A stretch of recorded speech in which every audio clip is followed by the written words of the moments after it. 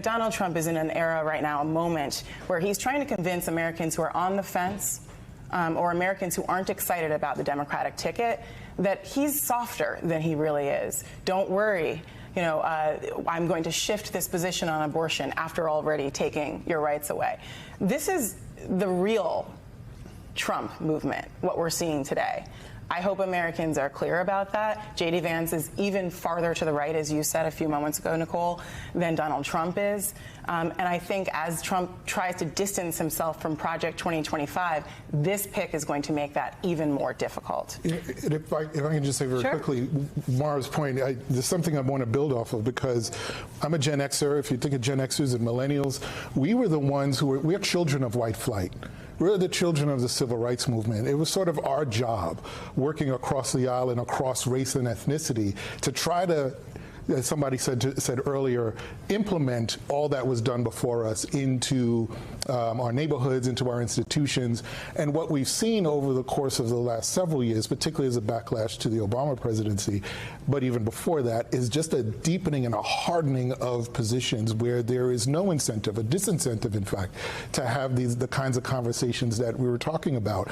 And so I just, even as a person that does a lot of education policy, even the fact that we could be dealing with this in K-12 education, in civics classes, in debate classes, and we don't, is partly what led to, or what is leading to this incredible divide that certainly J.D. Vance and Donald Trump have worked to exploit in many ways. And that's why over the last week I've been saying, if you're a Democrat, you have to come to this fight with your chest out and your back straight.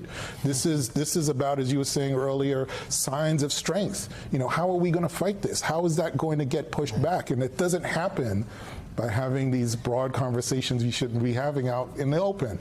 But having said that... Like what? Say more. Well, no, just that, look, there were a lot of people that were calling for Joe Biden to step down, and in the same breath were not saying that the person next should be Kamala Harris. And I wonder why. Because in many ways, Who did that? Well, I think most of the people that came out to say Joe Biden should step down did not come right out and say that Kamala Harris should be next. And Kamala Harris should be next if anyone thinks that Joe Biden should sit. Kamala Harris should be next. Let me just say this as someone that's covered her. If anyone has watched, I've watched all of her speeches for the last 2 weeks. She's a different. I thought she was fantastic 4 years ago. Anyone that hasn't watched, I hope that J.D. Vance today challenges Kamala Harris to 6 debates, because she would wipe the floor with him. She's hidden for whatever I will stay out of what the Democrats decide to do at the top of the ticket. But if they make a change, Kamala Harris should be at the top of the ticket. Absolutely right. And I don't mean to bring up something that seems to be subsided a bit. We got to work it all out, and we got to do it on TV. Keep talking. No, we should, because the reality is that, and I've said this, that I don't know if my party knows even how to defend her when the attacks come. Well, and they will come. Have them call me. And they will come. Have them call me. And they will come.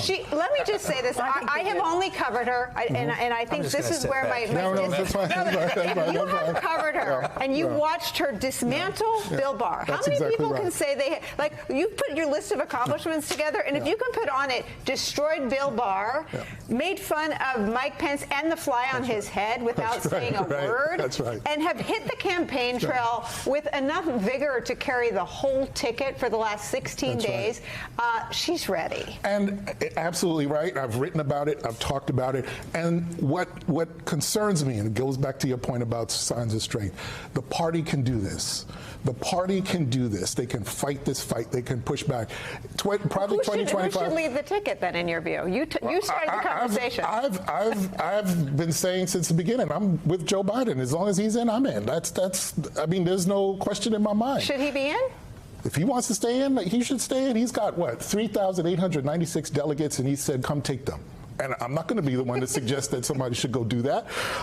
And if we go back just for a quick second to Project 2025, because this is where, if Donald Trump wants to distance himself from it, the person that we're talking about, J.D. Vance, is the person to implement it, if not him.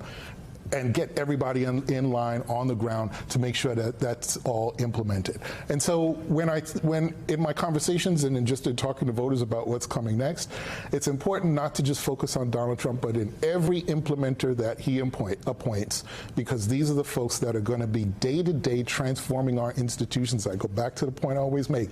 It's 180 days from day one. Exactly. Hey there, MSNBC fans. I'm Luke Russert, and be sure to join me, Rachel Maddow, Jen Psaki, Lawrence O'Donnell, Steve Kornacki, Joy Reid, and many more September 7th in Brooklyn, MSNBC Live Democracy 2024. Click on the link for ticket information. We will see you there.